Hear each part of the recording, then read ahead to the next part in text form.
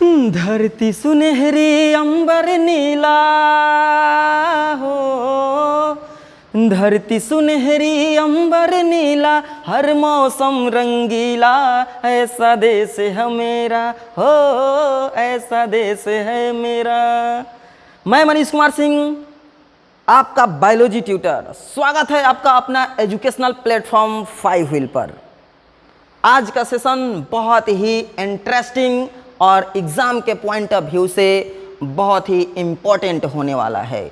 तो आज की सेशन की शुरुआत करने से पहले फटाफट आप लोग चैनल से जुड़ जाएं कि ताकि हम इस सेशन की शुरुआत कर सकें। यह रिप्रोडक्शन इन ऑर्गेनिज्म का 4th लेक्चर है। इसके पहले लेक्चर में हम लोग पढ़े थे वेजिटेटिव रिप्रोडक्शन और उसके टाइप्स। इसके साथ साथ कुछ सेक्सुअल रिप्रोडक्शन से संबंधित टर्म को पढ़े थे। आज इस लेक्चर में हम लोग सेक्सुअल रिप्रोडक्शन के नेक्स्ट टर्म को समझेंगे कि क्या है सेक्सुअल रिप्रोडक्शन और इसका क्या एडवांटेज है। तो चलिए हम लोग इसकी शुरुआत करते हैं। आप लोग फटाफट चैनल से जुड़ जाएं और कमेंट करके अपना अटेंडेंस बना लें। तो आइए हम लोग शुरू कर रहे हैं। ये फर्स्ट टॉपिक है इस लेक्चर का, एडवांटेजेस ऑफ सेक्सुअल रिप्रोडक्शन, यानी सेक्सुअल रिप्रोडक्शन का क्या एडवांटेज है। इसके पहले लेक्चर में हम लोग पढ़े थे व्हाट इज सेक्सुअल रिप्रोडक्शन, यानी सेक्सुअल रिप्रोडक्शन का एक ऐसा टाइप्स है जिसमें न्यू ऑर्गेनिज्म का फॉर्मेशन 2 अपोजिट सेक्स ऑर्गन वाले ऑर्गेनिज्म के पार्टिसिपेट कर होता है, जिससे नए ऑर्गेनिज्म के फॉर्मेशन के लिए इसमें गैमिट का भी फॉर्मेशन होता है, उस गैमिट का फ्यूजन होता है जिसे हम लोग फर्टिलाइजेशन कहते हैं, और फर्टिलाइजेशन के बाद एक डिप्लॉयड स्ट्रक्चर, एक यूनिसेलुलर स्ट्रक्चर जाइगोट बनता है, और उस जाइगोट से नए ऑर्गेनिज्म के फॉर्मेशन के लिए जाइगोट से एम्ब्रायो बनता है, और एम्ब्रायो से नए इंडिविजुअल का फॉर्मेशन होता है। हम लोग इस टर्म को एक एक करके ध्यान से समझेंगे कि ताकि इससे संबंधित कोई भी समस्या हो तो आसानी से हम उसको सॉल्व कर सके। तो आइए हम लोग समझते हैं कि सेक्सुअल रिप्रोडक्शन का एडवांटेज क्या है, यानी सेक्सुअल रिप्रोडक्शन के द्वारा क्या क्या घटित होता है। तो देखिए यहाँ पे पहला टर्म आपको दिख रहा होगा वेरिएशन, यानी सेक्सुअल रिप्रोडक्शन जब होता है तो वेरिएशन उत्पन्न होता है। वो क्यों होता है हम आपको बताते हैं। कह रहा है कि since fusion of gametes from different parent occurs during sexual reproduction, यानी सेक्सुअल रिप्रोडक्शन में क्या होता है कि गैमेट का फ्यूजन होता है, वो भी डिफरेंट पेरेंट के द्वारा, जिसमें एक मेल है और एक फीमेल है। Hence genetic recombination take place causing variation, और जब 2 डिफरेंट पेरेंट से जो गैमेट बनकर उसका जो फ्यूजन होता है, तो आपको पता चल रहा है ना कि 2 पेरेंट से गैमेट एक दूसरे से फ्यूज करके जब नया जनरेशन बनाएंगे तो उसमें दोनों ऑर्गेनिज्म का कैरेक्टर मिक्स होगा। इसलिए जो नया जनरेशन उत्पन्न होगा वो अपने पेरेंट के आइडेंटिकल ना होकर उससे डिफरेंट होगा, बशर्ते कि उसका स्पेसीज सेम है। अगर वो ह्यूमन है तो उसका जो नया जनरेशन होगा वो ह्यूमन ही होगा, अगर वो काऊ है तो उसका नया जनरेशन काऊ ही होगा, यानी उसके स्पेसीज में कोई परिवर्तन नहीं होगा। लेकिन एक ही पेरेंट से एक से ज़्यादा जो संतान उत्पन्न होते हैं तो सभी संतान एक दूसरे से क्या होंगे, डिफरेंट होंगे। एक दूसरे में बहुत सारा ऐसा कैरेक्टर होगा जो एक दूसरे से अलग होगा। उसी कैरेक्टर को हम लोग क्या कहते हैं, वेरिएशन के नाम से जानते हैं। तो ये वेरिएशन किसके चलते उत्पन्न हो रहा है, तो सेक्सुअल रिप्रोडक्शन के चलते। अगला पॉइंट आपको दिख रहा होगा, अगला पॉइंट है इवोल्यूशन, यानी सेक्सुअल रिप्रोडक्शन के द्वारा जो वेरिएशन हुआ है, उस वेरिएशन के चलते जब पुराने वाले ओल्ड स्पेसीज से न्यू स्पेसीज का फॉर्मेशन होने में यह हेल्प करता है। तो ऐसे कंडीशन को हम लोग किस नाम से जानते हैं? इवोल्यूशन के नाम से जानते हैं। जैसे यहाँ पे आप देख रहे हैं कि variation beings a major factor of natural selection, यानी कि जब किसी नए स्पेसीज का जन्म होता है, नए ऑर्गेनिज्म का जन्म होता है, तो वो जीवित इस धरती पर रहेगा या नहीं रहेगा, इसका सिलेक्शन नेचर के द्वारा होता है। यानी वो इस हमारे इन्वायरमेंट में एडॉप्ट करने योग्य है या नहीं है, ये डिसाइड किसके द्वारा होता है? नेचर के द्वारा होता है, जिसे हम लोग नेचुरल सिलेक्शन के नाम से जानते हैं। आप यहाँ पे देख रहे हैं therefore it play an important role in evolution, यानी वेरिएशन के चलते जो डिफरेंट कैरेक्टर्स ऑर्गेनिज्म में आया है, उसका नेचुरल सिलेक्शन होगा। अगर वो यूजफुल कैरेक्टर रहा तो क्या करेगा? नेक्स्ट जनरेशन में वो जीवित रहेगा, और इसके अलावा वो एक जनरेशन से दूसरे जनरेशन में वो कैरेक्टर ट्रांसफ़र होते रहेगा। तो आपको पता चल गया कि सेक्सुअल रिप्रोडक्शन के द्वारा जो वेरिएशन उत्पन्न हो रहा है, वो वेरिएशन क्या कर रहा है? यानी इवोल्यूशन में एक इम्पॉर्टेंट रोल निभा रहा है। तो चलते हैं हम लोग अगले पॉइंट की ओर कि अगला पॉइंट क्या है।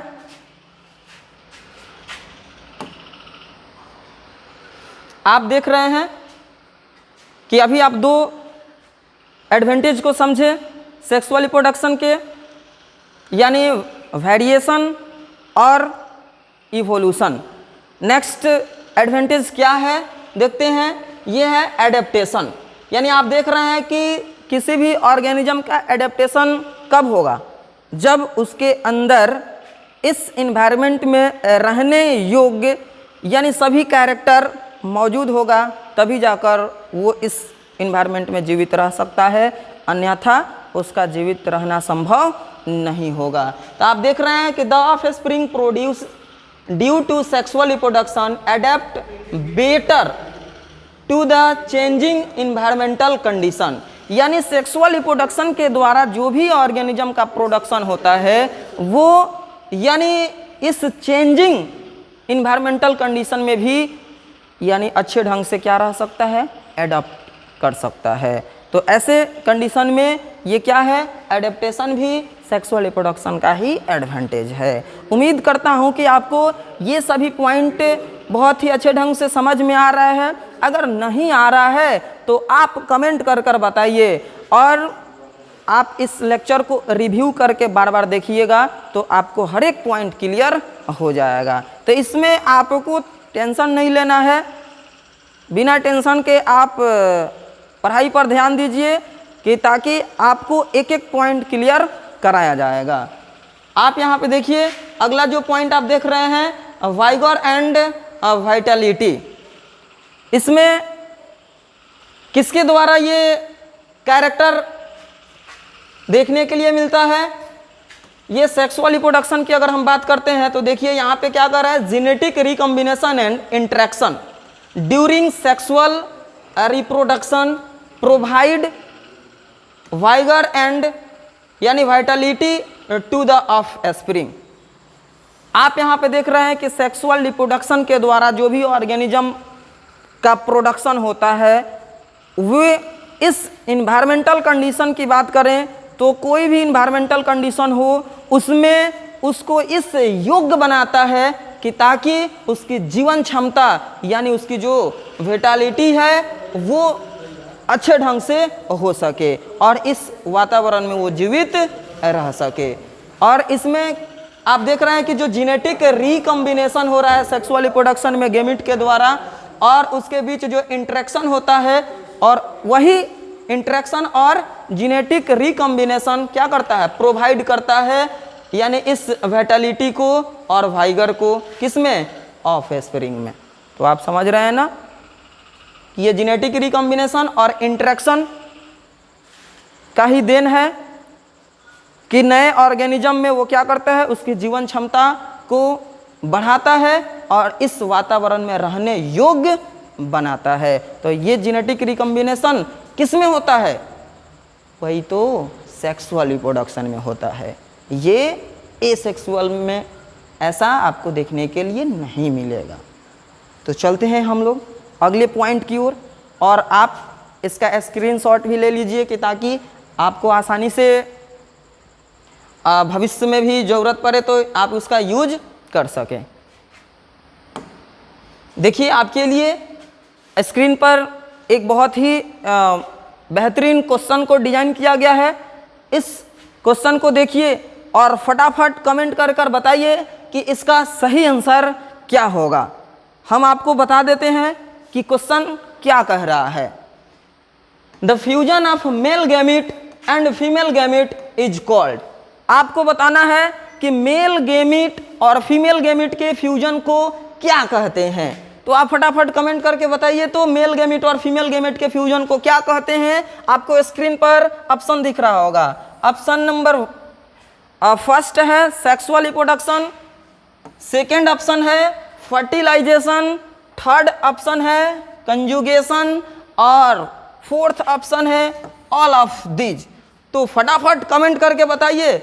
हम आपके लिए 5 सेकंड का समय देते हैं। आपका काउंटिंग समय शुरू होता है। आप फटाफट कमेंट कीजिए और बताइए इसका सही आंसर क्या होगा।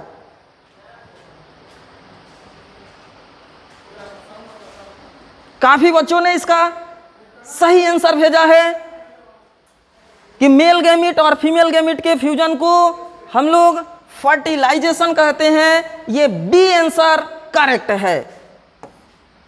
तो आपको ये क्वेश्चन काफी अच्छे ढंग से समझ में आया है, तभी जाकर कमेंट करके आप बी ऑप्शन का लाइन लगा दिए हैं। वाह, इसी के साथ आप इंटरेस्ट होकर पढ़ते रहिए और इस चैनल से जुड़े रहिए। आपको एक एक जानकारी बेहतरीन ढंग से दिया जाएगा और आपको इस प्लेटफॉर्म के माध्यम से हर एक सब्जेक्ट की पढ़ाई कराई जाएगी और इसके लिए आपको एक से एक बेहतरीन एजुकेटर से, टीचर कहिए, उससे पढ़ने का मौका मिलेगा। तो चलते हैं हम लोग अगले पॉइंट की ओर। ये हमारा अगला पॉइंट है डिसएडवांटेज ऑफ सेक्सुअल रिप्रोडक्शन। हम जानते हैं कि जिसमें कुछ अच्छाई होता है तो उसके साथ साथ कुछ बुराई भी होता है। कोई 100% अच्छा नहीं होता है और कोई 100% बुरा भी नहीं होता है। तो हम लोग देखते हैं कि सेक्सुअल रिप्रोडक्शन का डिसएडवांटेज क्या है, यानी इसकी क्या कमी है, इसको समझते हैं। आप यहाँ पे देखिए क्या कह रहा है कि sexual reproduction is usually by parental, यानी सेक्सुअल रिप्रोडक्शन क्या है, बाई पेरेंटल है। क्यों? क्योंकि उसमें 2 अपोजिट सेक्स ऑर्गन वाले ऑर्गेनिज्म क्या कर रहे हैं, पार्टिसिपेट करते हैं, यानी 2 पेरेंट के द्वारा नया जनरेशन का फॉर्मेशन हो रहा है, इसलिए ये सेक्सुअल रिप्रोडक्शन क्या है, बाई पेरेंटल है। तो इसका ये डिसएडवांटेज इसको क्यों कहा जा रहा है, तो डिसएडवांटेज कहने का अर्थ है कि जब तक 2 पेरेंट नहीं रहेंगे तब तक ये रिप्रोडक्शन नहीं होगा। अगला पॉइंट है it is slow process and requires a lot of time, यानी ये जो प्रोसेस आपको दिख रहा है स्क्रीन पे, जिसको हम लोग सेक्सुअल रिप्रोडक्शन के नाम से जानते हैं, ये स्लो प्रोसेस है और इसके लिए समय का भी रिक्वायरमेंट ज़्यादा लगता है। तो आप समझ रहे हैं ना। अगर हम सेक्सुअल रिप्रोडक्शन को देखें तो ये सेक्सुअल रिप्रोडक्शन के अलावा अगर हम एसेक्सुअल रिप्रोडक्शन को देखें तो आपको लगेगा कि एसेक्सुअल रिप्रोडक्शन क्या है, फास्टेस्ट मोड ऑफ रिप्रोडक्शन है। किसके कंपैरिजन में, सेक्सुअल रिप्रोडक्शन के कंपैरिजन में।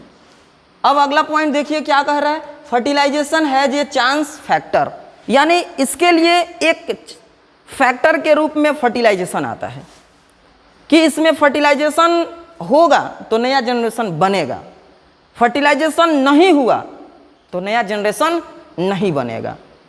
इसलिए ये इसको डिसएडवांटेज में रखा गया है कि फर्टिलाइजेशन नहीं होगा तो नया जनरेशन बनाना संभव नहीं है सेक्सुअल रिप्रोडक्शन के द्वारा। तो हम लोग चलते हैं अगले पॉइंट की ओर, आप इसका स्क्रीनशॉट ले लीजिए। देखिए आपके लिए ये स्क्रीन पर बहुत ही आसान क्वेश्चन दिख रहा है और बहुत ही बेहतरीन क्वेश्चन है। आप इसके पहले लेक्चर में पढ़े थे इस पॉइंट के बारे में, तो आप इस क्वेश्चन को देखिए और फटाफट कमेंट करके इसका सही आंसर भेजिए। तो हम आपको देते हैं समय 5 सेकंड का। तो चलिए फटाफट हम क्वेश्चन बता देते हैं। एंडोगेमी, जिसको हम लोग सेल्फ फर्टिलाइजेशन के भी नाम से जानते हैं, ऑकर्स इन, यानी एंडोगेमी कहिए चाहे सेल्फ फर्टिलाइजेशन कहिए, ये किसमें होता है, कौन से ऑर्गेनिज्म में होता है? आपको ऑप्शन स्क्रीन पर दिख रहा है। फर्स्ट ऑप्शन है अर्थवर्म, सेकंड ऑप्शन है लीच, और थर्ड ऑप्शन है टेपवर्म, और फोर्थ ऑप्शन है नॉन ऑफ दीज। तो फटाफट कमेंट कीजिए और बताइए इसका सही जवाब क्या होगा। यानी एंडोगेमी कहिए चाहे सेल्फ फर्टिलाइजेशन कहिए, किस ऑर्गेनिज्म में होता है, फटाफट बताइए। तो सही आंसर आ रहा है ऑप्शन सी। तो आइए इसका करेक्ट आंसर है ऑप्शन सी, टेपवर्म, जिसको हम लोग टीनिया के भी नाम से जानते हैं। इस क्वेश्चन के समझने के लिए आपको इसका पहला लेक्चर देखना होगा, तब जाकर ये आपको अच्छे ढंग से समझ में आएगा कि ये टेपवर्म में एंडोगेमी या सेल्फ फर्टिलाइजेशन ही क्यों होता है। तो हम लोग चलते हैं अगले पॉइंट की ओर।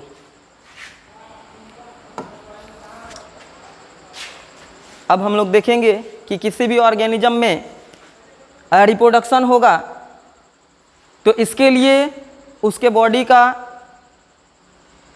मैच्योर होना अत्यंत आवश्यक है। तो हम लोग समझते हैं कि कोई भी ऑर्गेनिज्म है वो जन्म लिया है और उसकी मृत्यु हो रहा है, तो उसके बीच में उसके लाइफ का क्या साइकिल है और इतने दिन के बीच में वो कितने फेज से होकर गुजरता है, इस टर्म को हम लोग समझते हैं। तो हम इसमें सेक्सुअल रिप्रोडक्शन से संबंधित ही फेज के बारे में आपको बताएंगे, जो कि आपको स्क्रीन पर दिख रहा है, फेजेज इन लाइफ साइकिल। यानी लाइफ साइकिल की क्या फेज होती है इसमें देखिए। यानी there are 3 phases in an organism's life, यानी कि किसी भी ऑर्गेनिज्म के लाइफ में कितना फेज होता है, 3 फेज होता है। उस फेज को हम लोग क्या क्या कहते हैं, तो जुवेनाइल फेज होता है। सेकेंड फेज की बात करेंगे तो उसको रिप्रोडक्टिव फेज कहते हैं, और थर्ड फेज की बात करेंगे तो उसको सेनेसेंट फेज या उसको एजिंग या नहीं तो सेनेसेंस के नाम से जानते हैं। हम लोग एक एक करके इसके बारे में स्टडी करेंगे। आपको स्क्रीन पर दिख रहा है इसका फर्स्ट फेज क्या है, जुवेनाइल फेज, यानी ये फर्स्ट फेज है। इसमें आपको स्टेप बाय स्टेप ही याद रखना है। ऐसा नहीं कि आप फर्स्ट में रिप्रोडक्टिव फेज बता दिए और बाद में ये जुवेनाइल फेज बताएंगे, तो ऐसा ये गलत हो जाएगा, क्योंकि ये स्टेप बाय स्टेप होता है। यानी हम किसी मनुष्य को क्या कहेंगे, पहले यंग कहेंगे उसके बाद चाइल्ड कहेंगे नहीं। उसका किसी भी ऑर्गेनिज्म का जब बर्थ होता है तो उस समय वो क्या है, यानी छोटे आकार का रहता है और धीरे धीरे उसका साइज बढ़ते चला जाता है। तो उसी तरह ये जो प्रोसेस है स्टेप बाय स्टेप होता है। तो फर्स्ट फेज क्या है, जुवेनाइल फेज, सेकेंड फेज क्या है, रिप्रोडक्टिव फेज, और थर्ड फेज क्या है, सेनेसेंट फेज। हम लोग इसके बारे में एक एक करके बेहतरीन ढंग से समझते हैं। तो आपको लेक्चर पसंद आ रहा है तो कमेंट करके बताइए यस और नो में। अगर अच्छा लगे तो यस, और अच्छा नहीं लगे तो आप उसके बाद भी यस। तो हम लोग सब चलते हैं अपने पॉइंट की ओर। देखिए ये क्या है, जुवेनाइल फेज। इस जुवेनाइल फेज में क्या क्या होता है किसी भी ऑर्गेनिज्म के लाइफ साइकिल का, ये क्या है, फर्स्ट फेज है। इसमें कह रहा है कि it is pre reproductive phase in the life cycle of an organism. यानी कि किसी भी ऑर्गेनिज्म के लाइफ साइकिल की बात करेंगे तो ये क्या है, प्री रिप्रोडक्टिव फेज है, यानी रिप्रोडक्शन से ये पहले वाला फेज है, जिसमें उसके बॉडी का क्या होता है, ग्रोथ होता है। और बॉडी का ग्रोथ होगा तभी जाकर वो रिप्रोडक्टिव फेज में आएगा, और रिप्रोडक्टिव फेज में आएगा तो रिप्रोडक्शन करने की उसमें कैपेसिटी डेवलप होगा। तो इसमें हम देखते हैं कि it is the period of growth between the birth of an individuals up to reproductive maturity. यानी ये क्या है, juvenile phase, period of growth, यानी ग्रोथ का ये क्या है, फेज है। जुवेनाइल फेज क्या है, किसी भी ऑर्गेनिज्म के ग्रोथ का ये पीरियड है, वो भी किसके बीच की, तो between the birth of an individual up to reproductive maturity. यानी रिप्रोडक्टिव मैच्योरिटी से पहले और बर्थ के बाद बीच में जो भी प्रोसेस होता है वो किस फेज में होता है, जुवेनाइल फेज में होता है। आप यहां पे देख रहे हैं it is known as vegetative phase in plants. यानी हम लोग एनिमल में इस फेज को तो समझ रहे हैं कि जुवेनाइल फेज कह रहे हैं, लेकिन इसी फेज को प्लांट की बात करेंगे तो उसमें हम लोग उसको वेजिटेटिव फेज के नाम से जानते हैं। तो ये क्वेश्चन आपसे पूछा जा सकता है कि जुवेनाइल फेज को प्लांट में किस नाम से जाना जाता है, तो आप याद क्या रखेंगे, यानी जुवेनाइल फेज को प्लांट में वेजिटेटिव फेज के नाम से जाना जाता है। अगला पॉइंट देखिए, this phase is of variable duration in different organism. आप जो ये फेज देख रहे हैं ये अलग अलग ऑर्गेनिज्म में इसका जो समय होता है अलग अलग होता है। यानी सभी ऑर्गेनिज्म में सेम टू सेम ये फेज का टाइमिंग नहीं होता है, उसके लाइफ स्पेन पर डिपेंड करता है कि उसके लाइफ स्पेन कितने दिनों का है। उसी के बीच में उसमें क्या होगा, जुवेनाइल फेज भी होगा, उसमें रिप्रोडक्टिव फेज भी होगा, और लास्ट में सेनेसेंट फेज भी आएगा, और सेनेसेंट फेज का जो अंत होगा वो डेथ के रूप में होता है। लेकिन ये एक फेज से दूसरे फेज में और दूसरे फेज से तीसरे फेज में जो चेंजिंग हो रहा है, ये चेंजिंग किसके कारण होता है, तो ये चेंजिंग हार्मोन के कारण होता है और कुछ इन्वायरमेंटल एक्टिविटी के कारण होता है। लेकिन इसमें मेन भूमिका किसका होता है, हार्मोन्स का। हम लोग एक एक करके समझेंगे कि हार्मोन्स के द्वारा कैसे ये चेंजिंग होता है। तो चलिए हम लोग अगले पॉइंट की ओर चलते हैं।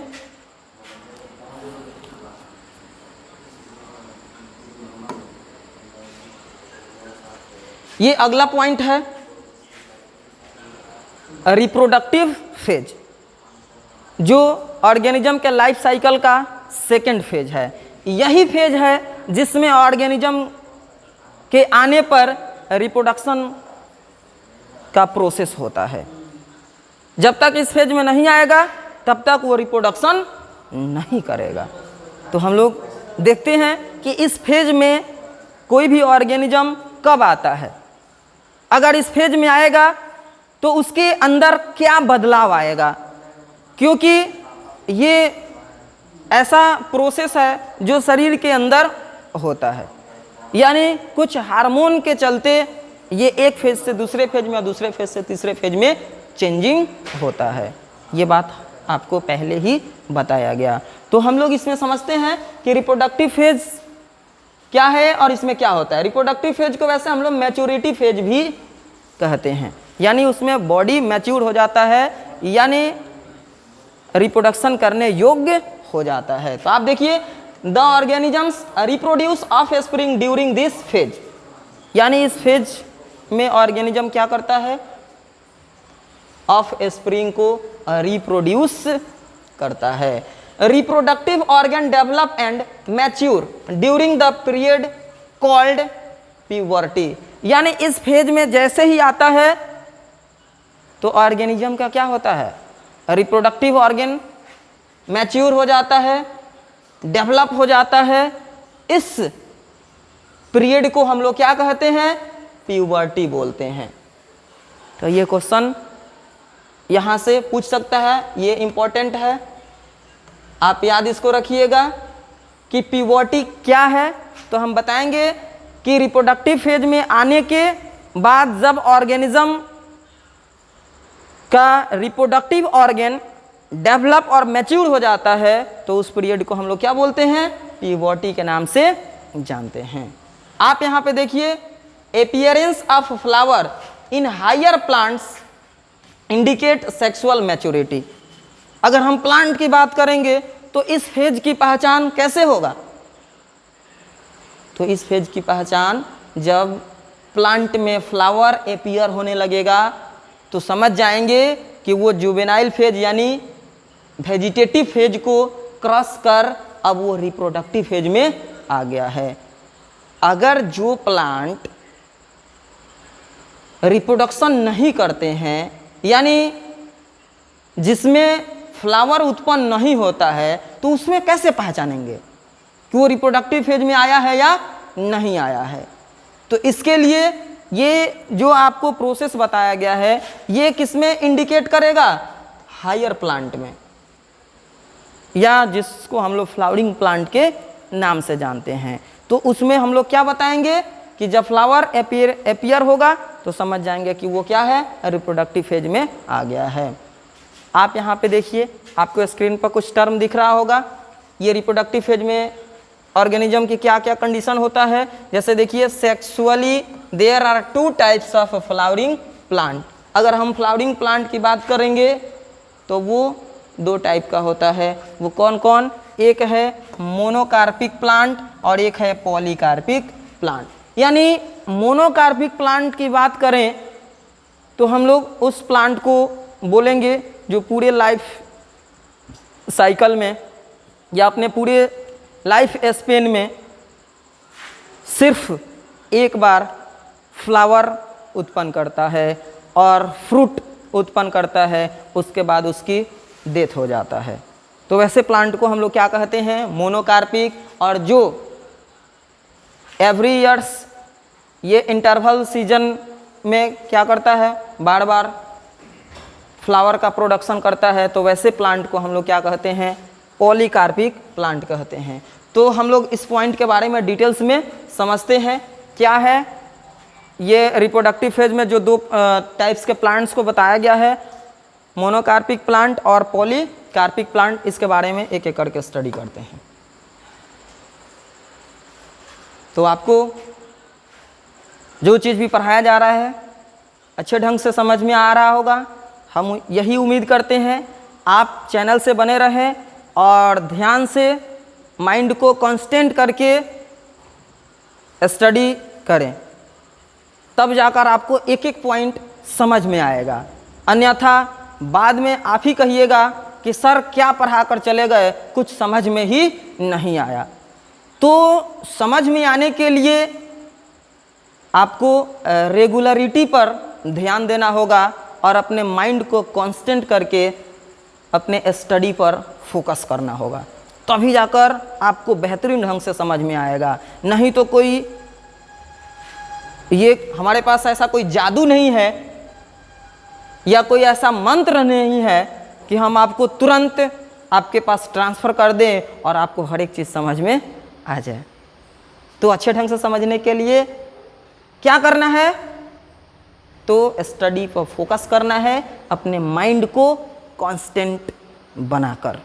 तो चलते हैं अपने पॉइंट की ओर, जिसमें आपको दिख रहा होगा ये है मोनोकार्पिक प्लांट।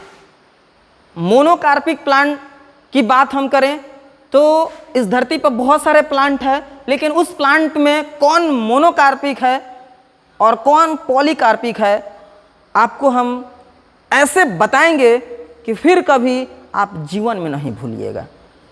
बस शर्त यही है कि आप माइंड को कांस्टेंट बनाकर अपने स्टडी पर फोकस कीजिए। This plant flower only once in their life, यानी ये मोनोकार्पिक प्लांट वैसा प्लांट है जो अपने पूरे जीवन में, पूरे लाइफ में सिर्फ एक ही बार क्या करता है, फ्लावर उत्पन्न करता है। After flowering they produce fruits and die, यानी फ्लावर उत्पन्न करने के बाद वो क्या करता है, फ्रूट उत्पन्न करता है और उसके बाद से उसकी मृत्यु हो जाती है। तो ऐसे प्लांट को क्या कहेंगे, मोनोकार्पिक प्लांट कहेंगे। जैसे एग्जांपल में आप देख रहे हैं ये व्हीट है, राइस है, यानी प्लांट के लाइफ स्पेन के हिसाब से उसके देखा जाए या लाइफ साइकिल के हिसाब से देखा जाए तो उसको 3 ग्रुप में डिवाइड किया गया है। एक होता है एनुअल प्लांट, एक होता है बाइनियल प्लांट और एक होता है पेरिनियल प्लांट। एनुअल प्लांट हम उस प्लांट को बोलेंगे जिसका लाइफ साइकिल एक ही ग्रोइंग सीजन में कंप्लीट हो जाता है, यानी कि 1 साल के अंदर जब कोई प्लांट अपने लाइफ साइकिल को कंप्लीट कर लेता है तो वैसे प्लांट को हम लोग क्या कहेंगे, एनुअल प्लांट कहेंगे, यानी वार्षिक पौधा कहेंगे। तो आपको पता है, फटाफट कमेंट करके बताइए तो कौन कौन सा प्लांट है जो अपने लाइफ साइकिल को एक ही ग्रोइंग सीजन में कंप्लीट करता है, फटाफट कमेंट करके बताइए। तब तक हम आपको लेकर चलते हैं अगले पॉइंट की ओर। जैसे आपको पता चल गया व्हीट, राइस ये मोनोकार्पिक प्लांट का एग्जांपल है, कैरोट है, रेडिश है, ऐसे आप और भी प्लांट देखे होंगे जो आपके आसपास में रहता है, पाया जाता है, जो अपने पूरे होल लाइफ में एक बार फ्लावर प्रोड्यूस करता है। आप यहाँ पे देखिए सर्टेन बम्बू स्पेसीज, कुछ ये इंपॉर्टेंट टर्म दिया गया है, आप इस पर विशेष ध्यान दीजिए, ये आपके लिए बहुत ही आवश्यक है। यानी सर्टेन बम्बू स्पेसीज जिसमें आप देख रहे हैं बम्बूसा टुल्डा, यानी एक बांस की प्रजाति का नाम है। Flower only once in their life time, usually after 50 to 100 years. यहाँ पे बात किया जा रहा है कि बांस की कुछ ऐसी प्रजाति है जो पूरे अपने जीवन काल में सिर्फ एक बार पुष्प उत्पन्न करती है, यानी उसमें फ्लावरिंग जो होता है एक बार होता है, वो भी 50 से 100 ईयर्स का जब हो जाता है तो, यानी 50 से 100 वर्ष के बाद क्या होता है, उसमें एक बार फ्लावर उत्पन्न होता है।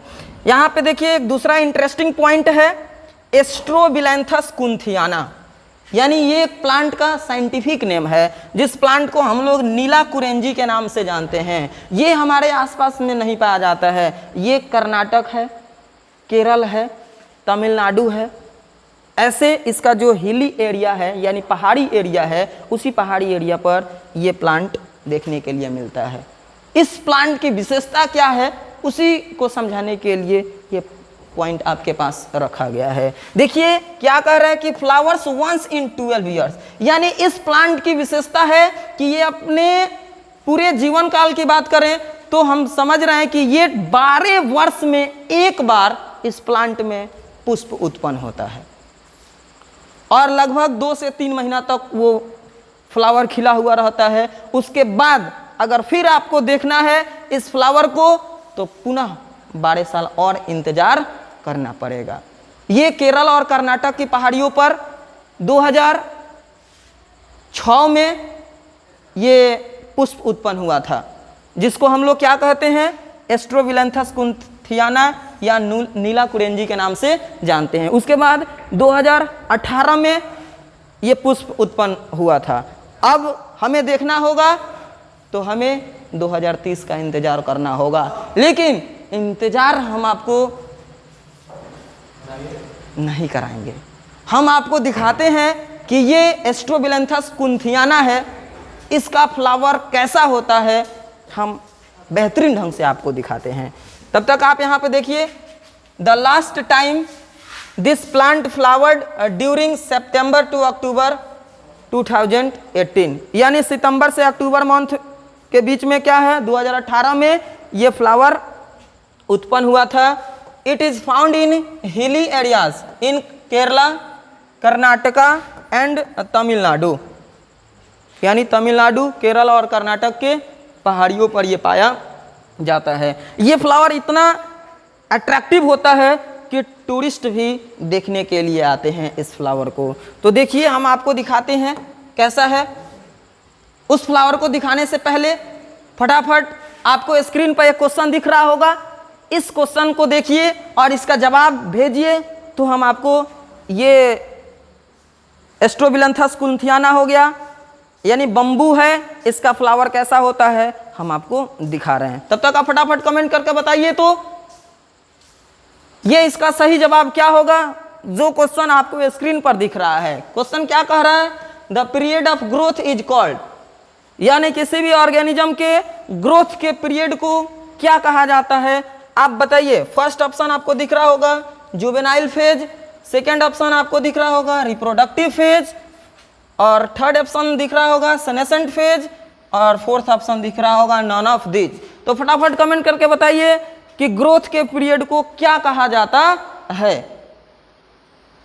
काफी बच्चों ने सही जवाब भेजा है। इस फेज को हम लोग क्या बोलते हैं, जुवेनाइल फेज। ऑप्शन ए सटीक जवाब दिए हैं। तो आपको अच्छा लग रहा है ना पढ़कर, और उम्मीद करता हूं कि आपको बहुत बेहतरीन ढंग से समझ में आ रहा होगा। तो इस तरह पढ़ने के लिए आप जुड़े रहे हमसे और इस एजुकेशनल प्लेटफॉर्म से। तो हम चलते हैं अगले पॉइंट की ओर।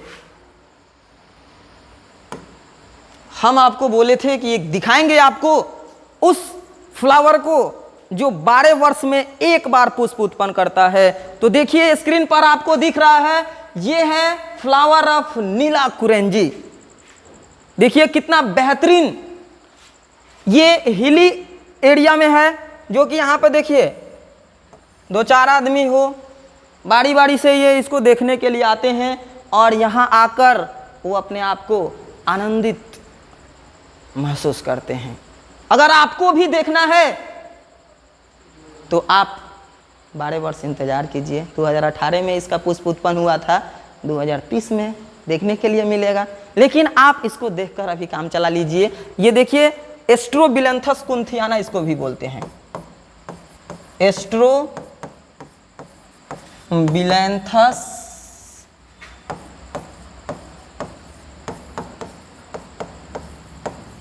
कुंथियाना, यानी इसका क्या है, नीलाकुरेंजी का साइंटिफिक नेम है। तो इस नाम से भी क्वेश्चन पूछा जाता है, या नीलाकुरेंजी के भी नाम से क्वेश्चन पूछा जाता है। और आपको ये दिख रहा होगा फ्लावर ऑफ बम्बू, यानी ये बांस है और इसका देखिए ये फ्लावर है।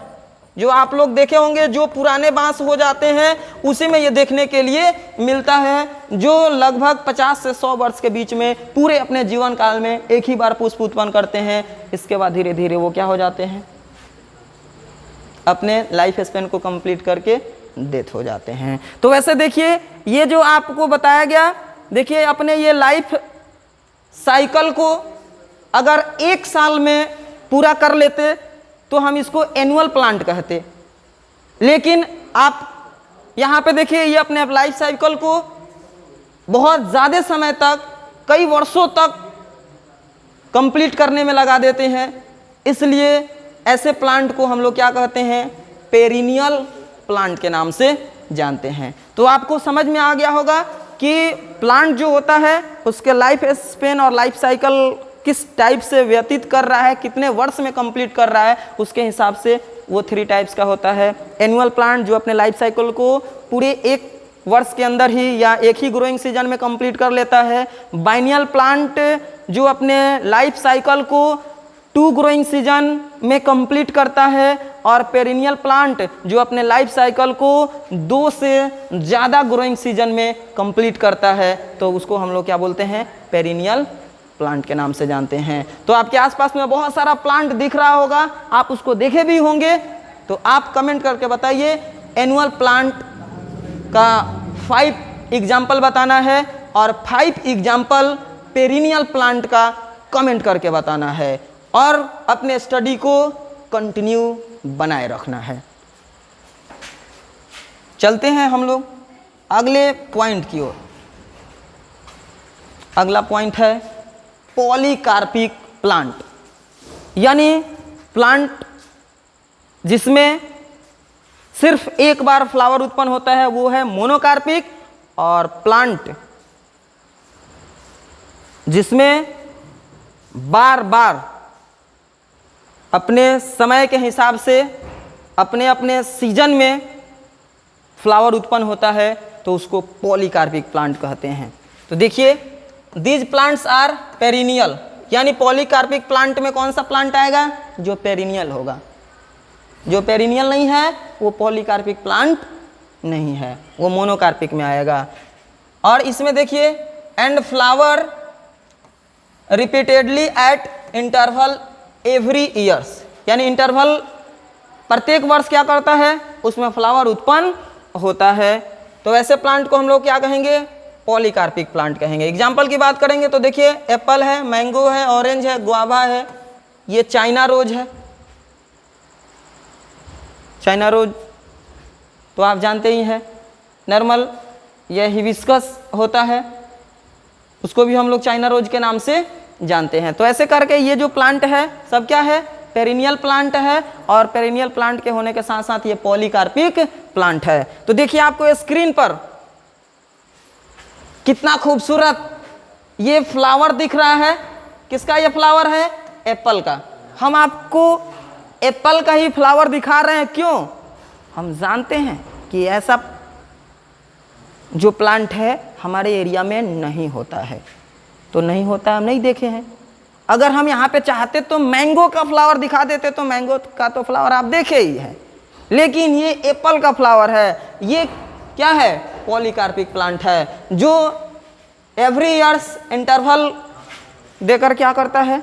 इसमें फ्लावर उत्पन्न होता है, इसमें फ्रूट उत्पन्न होता है, और फिर नेक्स्ट ईयर में फिर इसमें फ्लावर उत्पन्न होगा, फिर फ्रूट उत्पन्न होगा। तो आप देखिए, अगर आपको पढ़ते पढ़ते थकावट महसूस हो गया है तो आप इस एप्पल को खा सकते हैं।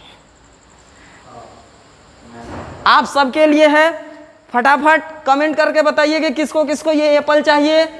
जो पहले कमेंट करके बताएगा उसी के पास ये ज़्यादा से ज़्यादा एप्पल, उसको 2 एप्पल मिल जाएगा, और जो बाद में कमेंट करेगा बचेगा तो उसको मिलेगा, और नहीं बचेगा तो खाली।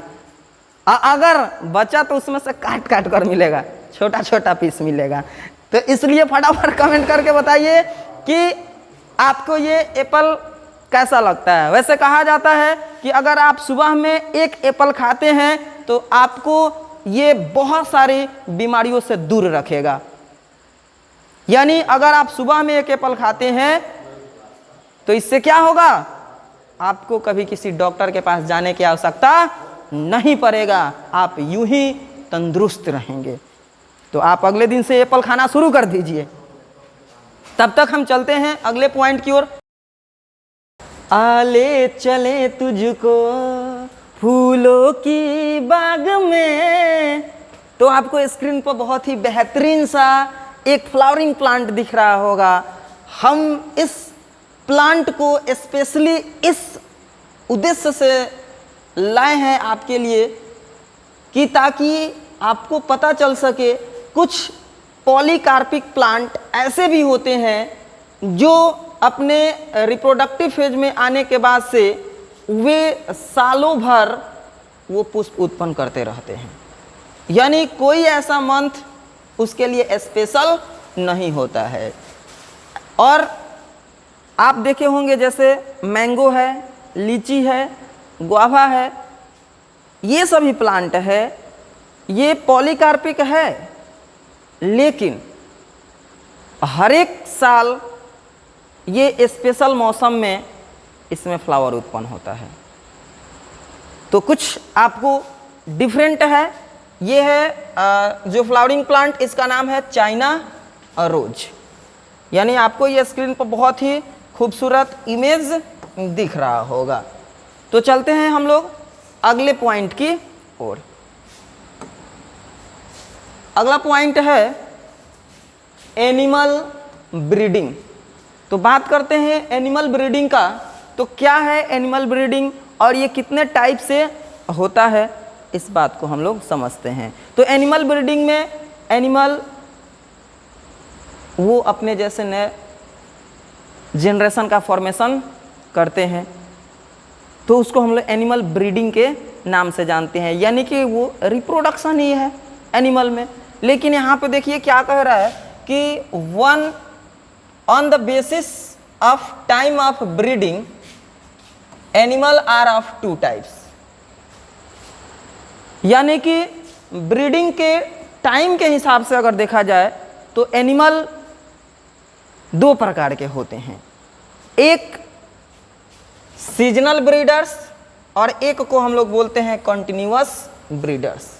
यानी सीजनल ब्रीडर्स और कंटिन्यूअस ब्रीडर्स दो ग्रुप में डिवाइड किया गया है कि ब्रीडिंग एनिमल में किस टाइमिंग में हो रहा है, यानी कि वो कंटिन्यू हो रहा है या स्पेशल मौसम में हो रहा है, स्पेशल सीजन में हो रहा है। तो इस हिसाब से इसको क्या किया गया है, दो ग्रुप में डिवाइड किया गया है। यानी सीजनल ब्रीडर्स की बात करते हैं तो किस तरह के ऑर्गेनिज्म को सीजनल ब्रीडर्स कहेंगे, तो देखिए they reproduce at particular period of the year such as frog, lizard, birds, deer. यानी आप देख रहे हैं कि कुछ ऐसे एनिमल होते हैं जो अपने रिप्रोडक्टिव फेज में आने के बाद वे पार्टिकुलर टाइमिंग में रिप्रोडक्शन करते हैं, यानी अपने जैसे नए जनरेशन को बनाने का काम करते हैं। तो ऐसे एनिमल को हम लोग क्या कहते हैं, सीजनल ब्रीडर के नाम से जानते हैं। एग्जाम्पल आप याद रखिएगा, लिजार्ड, बर्ड्स, डियर और यहाँ पे फ्रॉग है, और भी ऐसे बहुत सारे आपको ऑर्गेनिज्म और एनिमल देखने के लिए मिला होगा जो कि स्पेशल पार्टिकुलर सीजन में ब्रीडिंग करते हैं। चलते हैं अगले पॉइंट की ओर। अगला पॉइंट है कंटिन्यूअस ब्रीडर्स। नाम से ही पता चल रहा है कंटिन्यूअस, यानी कि उसमें ब्रीडिंग होगा कंटिन्यू, यानी वो जब रिप्रोडक्टिव फेज में आ जाएंगे तो वो किसी स्पेशल पार्टिकुलर टाइमिंग का इंतज़ार नहीं करते हैं, यानी कि रिप्रोडक्टिव फेज में आने के बाद वो शुरू से अंत तक वो रिप्रोडक्शन कर सकते हैं और अपने जैसे नए संतति का फॉर्मेशन भी कर सकते हैं। उसके लिए कोई विशेष पार्टिकुलर टाइमिंग नहीं होता है। तो आप देखिए क्या कह रहा है कि this animals continue to breed throughout their sexual maturity, यानी वो सेक्सुअली मैच्योर हो जाता है तो उसके बाद से उसमें ब्रीडिंग का जो प्रोसेस शुरू होता है तो कंटिन्यू उसके रिप्रोडक्टिव फेज में शुरू से अंत तक होता है। जैसे एग्जाम्पल के तौर पर देख लेते हैं, कुछ ऑर्गेनिज्म है जैसे हनी बी है जो उसमें क्वीन रानी मधुमक्खी की बात करते हैं, तो ये पोल्ट्री है जो कि आप जानते हैं पोल्ट्री फॉर्म में, यानी कुक्कुट होता है, मुर्गा मुर्गी ये जो भी है, रैबिट है, ये माइस है, और कैटल यानी बहुत सारा जो मवेशी है जानवर को आप लोग देखे होंगे, काऊ हो गया, बुफैलो है, ये किसी पार्टिकुलर सीजन का इंतज़ार नहीं करते हैं।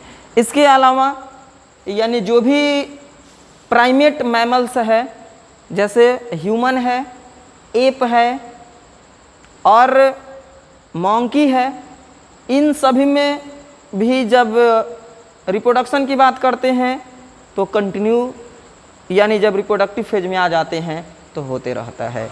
तो इसलिए ऐसे एनिमल को, ऐसे जीव को हम लोग क्या कहेंगे, कंटिन्यूअस ब्रीडर्स।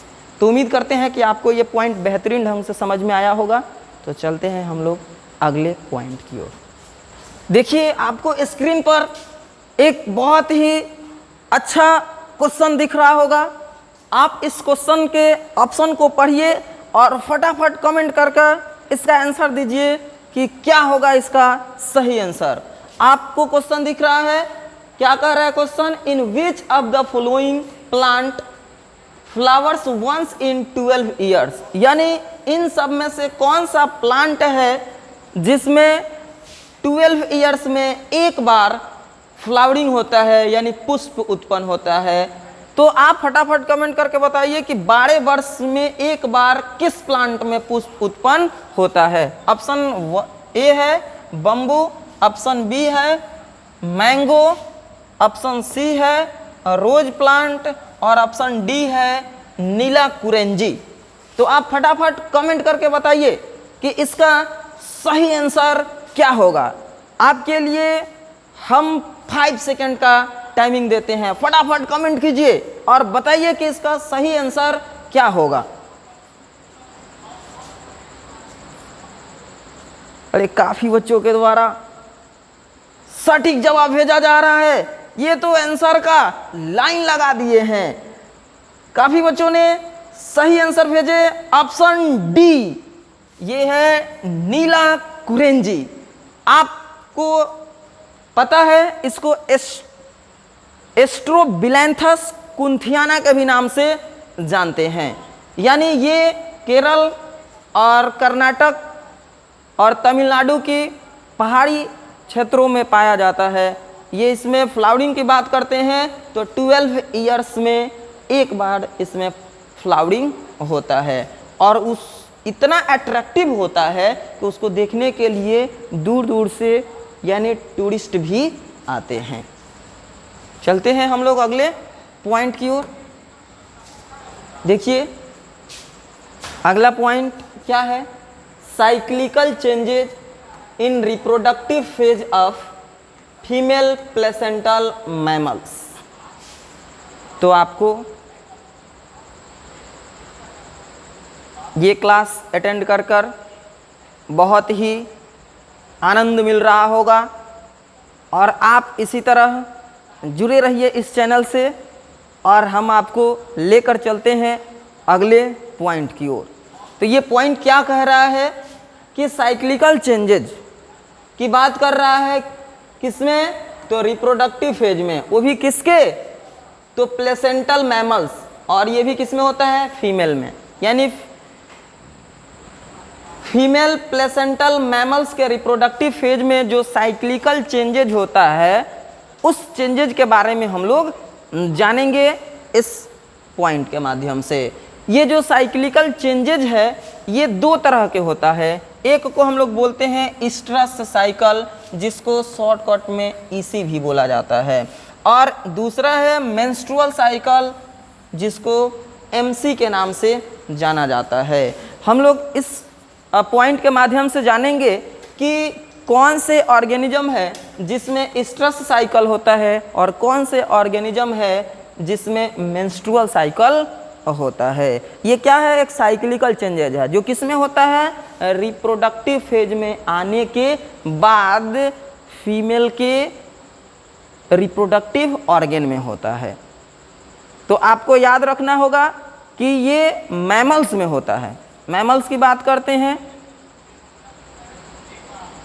तो जो बच्चे को जन्म देने वाले जितने भी एनिमल है उस सबको हम लोग क्या कहते हैं, मैमल्स कहते हैं।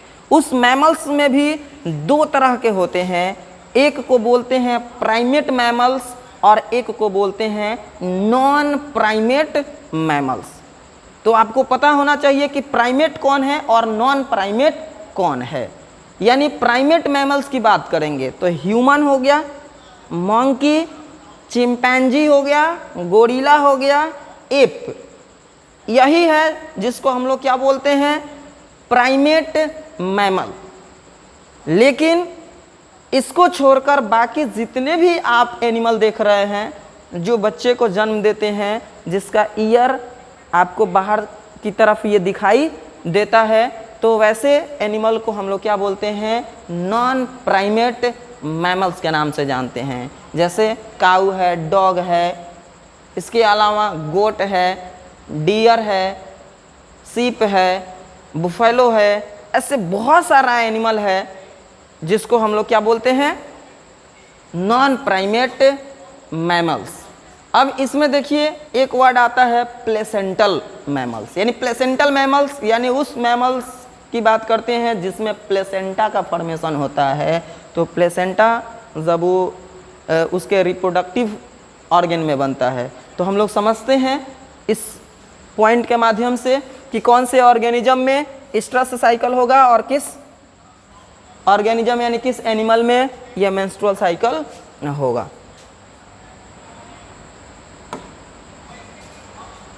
ये फर्स्ट पॉइंट है स्ट्रेस साइकिल, जिसको अभी बताया गया था शॉर्टकट में क्या बोलते हैं, इसी बोलते हैं। यानी इसको हिंदी की बात करेंगे तो इसको मद चक्र के नाम से जाना जाता है।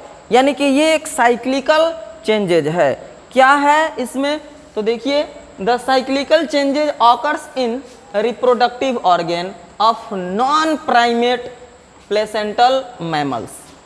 यानी आप ये देख रहे हैं कि ये जो साइक्लिकल चेंजेज है ये रिप्रोडक्टिव ऑर्गेन में होता है किसके, नॉन प्राइमेट प्लेसेंटल मैमल्स के। एग्जाम्पल की बात करते हैं तो कौन कौन है वो ऑर्गेनिज्म, जैसे काऊ है, सीप है, रैट है, डियर है, डॉग है, टाइगर है। ये आप इस एक एक करके इस पॉइंट को आप क्या कर सकते हैं, इस एग्जाम्पल को याद रख सकते हैं, क्योंकि इस एग्जाम्पल से क्वेश्चन बार बार पूछा जाता है। यानी टाइगर के बाद during reproductive phase are known as stress cycle. यानी इस पॉइंट के कहने का अर्थ है कि कोई भी नॉन प्राइमेट प्लेसेंटल मैमल्स के रिप्रोडक्टिव ऑर्गेन में जो साइक्लिकल चेंजेज होता है उस साइक्लिकल चेंजेज को हम लोग क्या बोलते हैं, स्ट्रेस साइकिल के नाम से जानते हैं। ये बात आपको याद रखना है। वो प्लेसेंटल मैमल्स में कौन सा, उसके फीमेल में, क्योंकि मैमल्स में मेल भी होते हैं और फीमेल भी होते हैं। और ये जो साइक्लिकल चेंजेज होता है वो स्ट्रेस साइकिल हो और चाहे मेंस्ट्रुअल साइकिल हो, यानी सिर्फ फीमेल में ही होता है, ये मेल में नहीं होता है। तो इसमें आपको दिख रहा होगा कि there is a very strong urge of sex during the stress और हिट। यानी ये जो ऐसा पीरियड है जिसमें सेक्सुअल अर्जेस काफ़ी स्ट्रॉन्ग होता है। वैसे कंडीशन में देखें तो ये जो स्ट्रेस साइकिल का कंडीशन जो आता है एग्जाम्पल के तौर पर दिया गया है कि काऊ में कितने समय का होता है, 12 से 24 आवर्स का होता है। आप लोग घर पर जानवर को पालते होंगे तो देखे होंगे, काऊ है, डॉग है, इसके अलावा बुफैलो है। तो आप काऊ को देखे होंगे कि उसका एक हीटिंग पीरियड आता है और उसी हीटिंग पीरियड में डॉक्टर को बुलाकर यानी सीमेंट डलवाया जाता है और नहीं तो यानी कि बुल से उसका सहवास कराया जाता है कि ताकि उसका फर्टिलाइजेशन हो सके, गैमेट का फ्यूजन उसमें हो सके और उससे नया जनरेशन बन सके। तो आपको पता है कि ये जो टाइमिंग होता है उस एनिमल का हीटिंग पीरियड वो कितने समय का होता है, 12 से 24 आवर्स का होता है। वैसे अलग अलग एनिमल में अलग अलग इसका टाइमिंग होता है और इसी टाइमिंग में वे क्या करते हैं, यानी इंट्राइटस के लिए वो परमिट देते हैं। कौन, वो फीमेल एनिमल। आप यहाँ पे देख रहे हैं कि after the estrus the lining of the um, यानी ऊम जो होता है यूट्रस को बोला जाता है। यानी यूट्रस क्या है, फीमेल रिप्रोडक्टिव ऑर्गन का, वह फीमेल रिप्रोडक्टिव सिस्टम का वैसा ऑर्गन है जिसमें बच्चे का ग्रोथ होता है। तो आप समझ गए होंगे यूट्रस। इसको डिटेल्स में हम लोग समझेंगे, ह्यूमन रिप्रोडक्शन चैप्टर पढ़ाएंगे तो आपको डिटेल्स में इसके बारे में बताएंगे, साइक्लिकल चेंजेज और एक एक स्ट्रक्चर को पूरा बहुत अच्छे ढंग से आपको समझाएंगे। आपका हर एक डाउट क्लियर हो जाएगा। इसमें हमें बहुत थोड़ा सा जानकारी लेना है, नाम से सिर्फ परिचित होना है कि ये स्ट्रेस साइकिल क्या है और मेंस्ट्रुअल साइकिल क्या है। तो आप देख रहे हैं कि lining of the womb is slot of. आप यहाँ पे देख रहे हैं कि जब स्ट्रेस के बाद जो ये यूट्रस के अंदर का लाइनिंग जो होता है उसके दीवार का, यूट्रस का जो अंदर वाला दीवार होता है जिसको हम लोग एंडोमेट्रियम के नाम से जानते हैं, वो क्या हो जाता है, स्लॉड ऑफ हो जाता है। अब यहाँ पे हम लोग देखते हैं कि it is not passed out but is reabsorbed, यानी स्लॉड ऑफ होने के बाद से आप देख रहे हैं कि वो यानी वेजाइनल ट्रैक्ट के द्वारा बाहर पास आउट नहीं होता है, यानी खुद उसके अंदर ही वो क्या कर लेता है, उसको रीअब्जर्व कर लेता है, यानी कि उसमें यानी ब्लड का फ्लुएंस नहीं होता है इस एनिमल में। लेकिन वही अगर हम लोग प्राइमेट मैमल्स की बात करेंगे तो इसमें क्या होता है, ब्लड का फ्लुएंस होता है उसके यानी अंतिम स्टेज में, जिसको हम लोग मेंस्ट्रुएशन के नाम से जानते हैं। तो वो हम लोग मेंस्ट्रुअल साइकिल में डिटेल्स में समझेंगे। तो आपको पता चल गया होगा।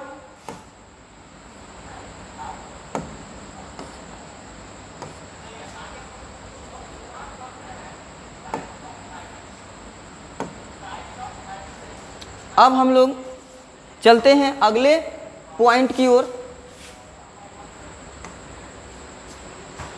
अगला पॉइंट कह रहा है कि स्ट्रेस साइकिल से ही रिलेटेड है।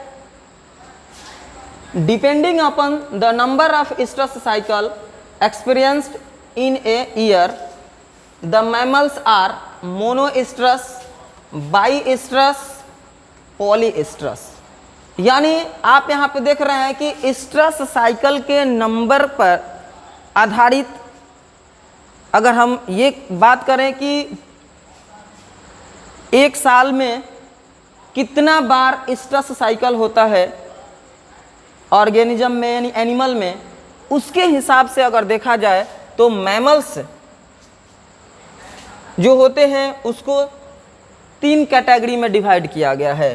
पहला है मोनोस्ट्रेस, एक है बाईस्ट्रेस और एक है पॉलीस्ट्रेस। मोनोस्ट्रेस उस यानी एग्जांपल की बात करेंगे तो क्या है, डियर को बोलते हैं मोनोस्ट्रेस, डॉग को बोलते हैं बाईस्ट्रेस और माउस को बोलते हैं पॉलीस्ट्रेस। यानी मोनोस्ट्रेस कहने का अर्थ है कि पूरे एक साल में इसमें एक ही बार स्ट्रेस साइकिल होगा।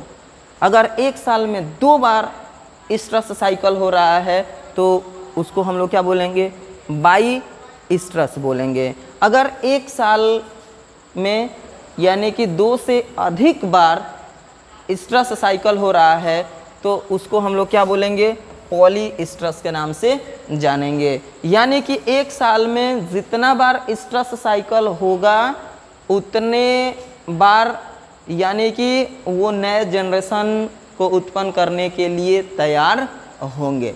तो आप देखे होंगे कि ये जो डियर है, काऊ है, ये सब क्या है, मोनोस्ट्रेस में आते हैं।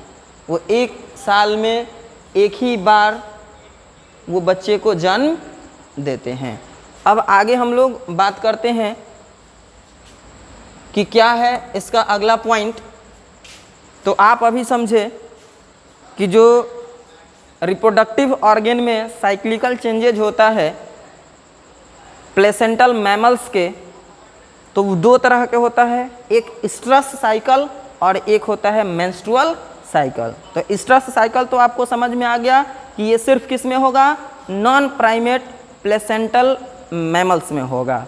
और ये जो नॉन प्राइमेट प्लेसेंटल मैमल्स है इसमें जो साइक्लिकल चेंजेज होगा किस में होगा, उसके रिप्रोडक्टिव ऑर्गन में होगा। अब दूसरा जो पॉइंट है ये है मेंस्ट्रुअल साइकिल, जिसको शॉर्ट में MC के नाम से जाना जाता है। तो आप यहाँ पे देखिए ये मेंस्ट्रुअल साइकिल जो होता है किस में होगा, प्राइमेट प्लेसेंटल मैमल्स में होगा।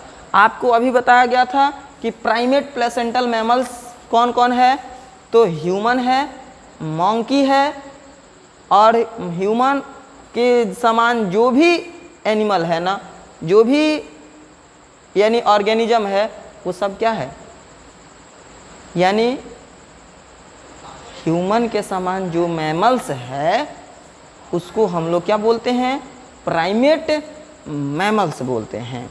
तो आप यहाँ पे देख रहे हैं कि the cyclical changes occurs in the reproductive organ of primate placental mammals. यानी रिप्रोडक्टिव ऑर्गन में किसके, प्राइमेट प्लेसेंटल मैमल्स के रिप्रोडक्टिव ऑर्गन में जो साइक्लिकल चेंजेज हो रहा है, उस साइक्लिकल चेंजेज को हम लोग क्या कहते हैं, मेंस्ट्रुअल साइकिल के नाम से जानते हैं। ये मैमल्स में आप देख रहे हैं यहाँ पे मॉन्की है, एप्स है और ह्यूमन है। ये ऐसे ऑर्गेनिज्म है यानी ऐसे मैमल्स है जिसमें मेंस्ट्रुअल साइकिल होता है। ये कब होगा, ड्यूरिंग रिप्रोडक्टिव फेज, यानी रिप्रोडक्टिव फेज में आने के बाद ही ये प्रोसेस शुरू होता है, या इस प्रोसेस से पता चल जाता है कि वो मैमल रिप्रोडक्टिव फेज में एंट्री कर गया है। तो हम लोग बात करते हैं कि ये मेंस्ट्रुअल साइकिल जो है, अगर ह्यूमन की बात करेंगे तो ये 28 डेज का एक साइक्लिकल चेंजेज है जो बार बार यानी 28 डेज पर रिपीट करता है, और ये 3 फेज में कंप्लीट होता है, यानी मेंस्ट्रुएशन फेज, प्रोलिफरेटिव फेज और सेक्रेटरी फेज, ये 3 फेज में कंप्लीट होता है। तो जैसा आप यहाँ पे देखिए, अगर हम लोग ह्यूमन की बात करेंगे, वो भी ह्यूमन में किसमें, उसके फीमेल में, ये आपको पहले ही बताया गया कि मेल में ये साइक्लिकल चेंजेज नहीं होता है। तो ह्यूमन में जो फीमेल है, इसमें जो मेंस्ट्रुअल साइकिल का जो टाइमिंग है वो कितने डे का होता है, 28 डेज का होता है। और ये 28 डेज में जो एक साइकिल को वो कंप्लीट करता है, तो उसके लिए उसको कितने फेज से होकर गुजरना पड़ता है, तो 3 फेज से होकर गुजरना पड़ता है। एक साइकिल को पूरा करने में उसको कितने फेज से होकर गुजरना पड़ता है, तो देखिए ये उसको 3 फेज से होकर गुजरना पड़ता है। यानी आप यहाँ पे देख रहे हैं कि ये फेज समझ लीजिए, और एक इसको एक फेज समझ लीजिए, और एक इस फेज को समझ लीजिए। इसमें पहला जो एक फेज होता है, इसको हम लोग क्या बोलते हैं, मेंस्ट्रुअल फेज कहते हैं, और एक जो होता है उसको हम लोग क्या बोलते हैं, प्रोलिफरेटिव फेज।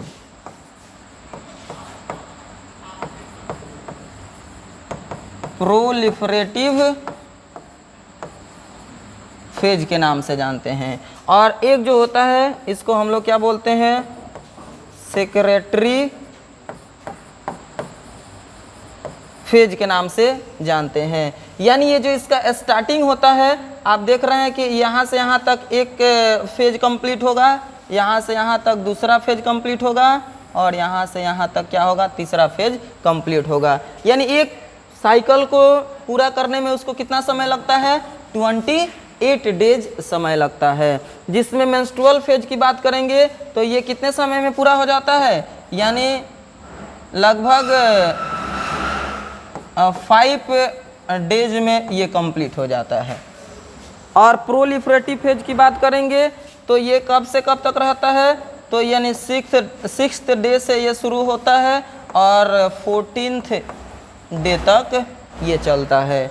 और हम ये सेक्रेटरी फेज की बात करेंगे तो इसमें आप देखिए क्या हो रहा है कि ये 15th डे से शुरू होता है और कंप्लीट होता है कब, 28th डे में जाकर क्या करता है, कंप्लीट हो जाता है। तो ऐसे आपको पता चल गया कि एक साइकिल को पूरा करने में इसको कितना समय लग रहा है, 28 डेज। ये तो नॉर्मल है, इसको हम लोग डिटेल्स में ह्यूमन रिप्रोडक्शन चैप्टर में समझेंगे, लेकिन आपको कुछ जानकारी के लिए ये टर्म बताया गया।